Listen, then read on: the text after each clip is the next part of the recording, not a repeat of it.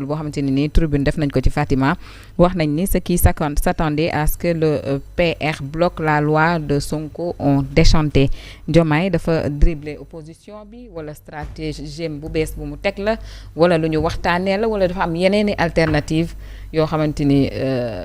peut-être dina ko mën a dimbali ci mëbët yi nga xamante ni mooy mëbët silencieux yi mu am.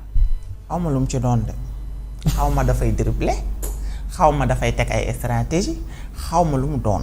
mais franchement promulgation loi dañu ko publier ci les sites officiels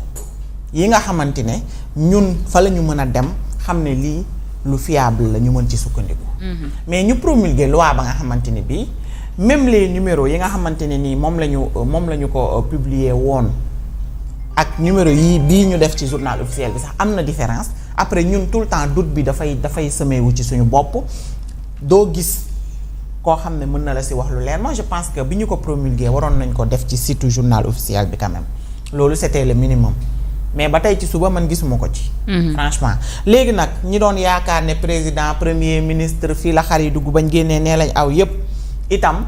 ba léegi position bi ma ci amoon man moom laa ci am ba léegi ba fii ma toog di wax ak yow premier ministre ak président de la république ñoom ñaar fi mu ne nii ay adversaire politique lañ. bloqué na ko bloqué wu ko signé na ko signé wu ko moom moo xam la nekk ci boppam moom moo xam la tax mu signé ko. moom moo xam itam signature bi fan la mën a àgg. mais li ma leer ba leer ma mooy ci man enquête yi ma mëne en dessous yépp li ma xam ba xam ko mooy loi bi loi organique loolu lañ ma wax parce que je suis pas juriste mais loolu lañ ma wax su fekkee loi organique la nag président dem promulguer ko sans saisir conseil constitutionnel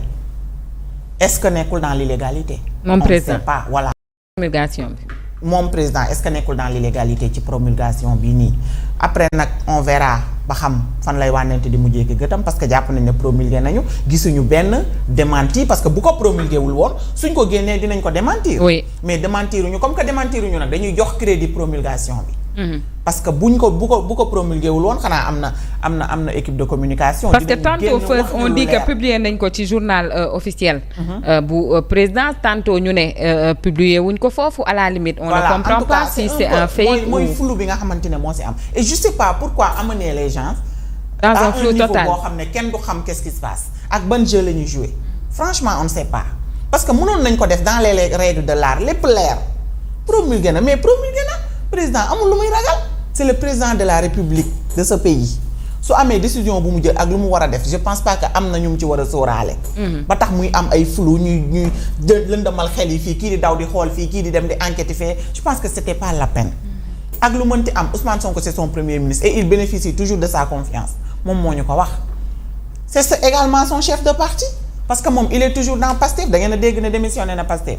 ba léegi il est dans Pastef. donc vraiment y avait des jeux yoo xam ne jeu de cache-cache ak dugal génn yoo xam ne c'était pas la peine ñu ciy dugal askanu Sénégal parce que ça ba léegi si man en tout cas man ak ñi mel ne man cette promulgation n'est pas encore claire léegi nag guerre bi ne seen biir ak yooyu moom dinañ ci ñëw léegi ci Pastef ak coalition Diomaye incha allah. Momo la loi n'est pas promulguée wala si elle est promulguée elle reste toujours tout de même floue ci bopp nit ñi ñenn ñi nag nee nañ bu fekkente ni promulgué nañ ko pourquoi ñu jaar ci ay relecture rek yu ni mel pour xëy na guddal jël. bon Nafi man dama jàpp ci promulgation bi. da nga gëm ni promulgué nañ ko. non xam nga man dama mel ni Mamadou Fofana journaliste la te damay investiguer am ay sources donte source mi ñoo gën a kii samay sources sax yaa ngi dégg alors man su ma joxee benn information. surtout mu nekk source boo xamante ni mosuma jox information bu erronée cette source mosuma jox information bu erronée mu jox ma information ne ma promulgué nañ loi bi. bul ko bul ko waxagum bàyyil affaire yi dina feeñ mu nekk une source fiable ak fa mu nekk tamit yaa ngi dégg ñu toog 2 jours après waxu promulgation bi génn man damay jàpp la ma source boo wax rek ne ma promulgué nañ ko donc man dama jàpp sama source li ma wax ne ma promulgué nañ ko ba mu ne ma fii ak fan yu néew di nga gis journal officiel bi dina génn gis naa ñu génnee journal officiel authentique naam authentiqueul man la ma source ba wax moom laa jàpp mooy président promulgué na loi bi alors ça ne m'a pas du tout surpris parce que fii keroog doon naa fi def benn météo ne président daf koy promulguer parce que dama toogaat ma xalaat ma ne président de la République du def benn acte boo xamante ni dafay indi ay coow ci réew mi fii ak JOJ yi di jàll. fii ak JOJ yi jàll parce que JOJ yi prétexte la pour ñu jaay beneen image du Sénégal il est en train de tout faire pour que. pour redorer le blason. oui pour que benn coow politique bañ a am ci diggante moom ak premier ministre am c'est ce qu'il est en train de faire moo tax su fekkente ne il a promulgué la loi sans pour autant saisir le conseil constitutionnel bon il l'a fait dans l'illégalité dans la mesure où il veut de la stabilité mu ngi mel ni ci jamonoy élection 2024 yi tout ce que Macky Sall a fait pour mu am stabilité bi muy renvoyer les élections xam na ne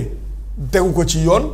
mais dafay renvoyer les élections pour mën a permettre à tout le monde ñu bokk pour stabilité am ci réew mi moo tax mu def ko malheureusement conseil constitutionnel ne ko amuloo droit pour annuler mu conformer wu ci loolu noonu mais tey su fekkente ne président promulgué na ko sans pour autant saisir le conseil constitutionnel damaa jàpp ne ci siège boobu la nekk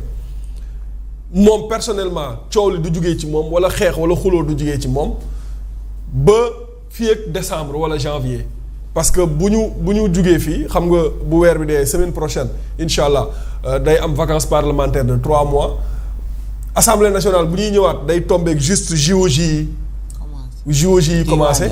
ñu kon ne bu JOJ yi jeexee il va organiser les JOJ peut-être avec son premier ministre avec son gouvernement bu nekkee ci diggante bi premier ministre bi gedd na bàyyi parce que bu ñu changé gouvernement rek c'est parce que le premier ministre moo gedd moo bàyyi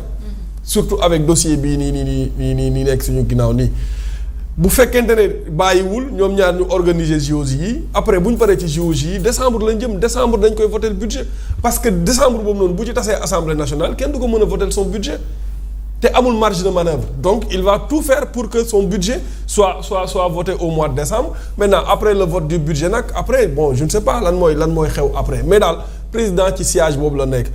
maintenant li jar a bàyyi xel mooy pourquoi Ousmane Sonko a convoqué une réunion avant-hier chez lui et lan moo tax information bi génn c'est pas anodin en fait parce que Ousmane Sonko c'est la 2e ou 3e fois ci mois bi muy convoquer une réunion de ce genre biir këram foofu. la cité Keur Gorgui. oui mais précisément keroog lan moo tax information bi génn journaliste yëpp daw dem buntu kër cité Gorgui taal fa seen caméra xam nañ ne duñ fa am dara mais attirer l'attention foofu noonu. est-ce que du woon paar fa rek pour peut-être. fan la information boobu fuité. cosmétique yi bañ demee lan lañ fa waxtaanee. donc yooyu noonu yëpp ak jël bi ñu jëli Pape Malick Ndour maa ngi koy nuyu de passage dégg naa mu ngi chambre 36 jël bi ñu jëli Pape Malick Ndour yóbbu ko ak randonnée pédestre bi nga xamante ne am na démb moom mu ñëw fa créer fa bu affaire bi am